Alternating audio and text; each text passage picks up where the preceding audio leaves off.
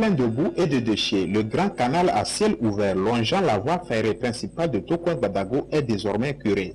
À l'instar de ce canal, plusieurs autres ouvrages connaissent depuis quelque temps de grands travaux d'assainissement entrepris par le gouvernement. Ces travaux consistent à aménager des bassins de rétention, à curer des caniveaux et à mettre en place des stations de pompage. Nous sommes sur le canal de liaison du lac de Baie, un canal construit en 1976 et qui draine les eaux des quartiers à Koresoua, Zorobar, Kagome, Kanyikope. Obstrué par des déchets dus aux activités anthropiques, cet ouvrage long de 1200 mètres, une fois curé, limitera les inondations dans les quartiers précités. Dans le cadre des inondations, une expertise a été faite et a constaté que le canal est tellement envasé et nous avons dans un premier temps enlevé tout ce qui est comme herbe dans le canal pour favoriser l'écoulement vers le lac de Baie.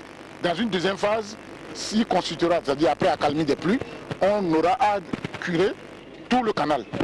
Toute la vase qui est dans le canal sera dégagée et évacuée de loin pour pouvoir libérer le canal. Le dysfonctionnement des caniveaux est essentiellement dû aux ordures ménagères déversées ça et là. Cette situation appelle la population à une prise de conscience.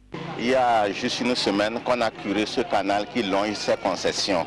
Et nous voyons déjà qu'il y a de nouveau des pneus jetés dedans, des sacs de jute et tout ce que vous voulez. Et puis naturellement le sable qui vient par le ruissellement, les eaux de ruissellement.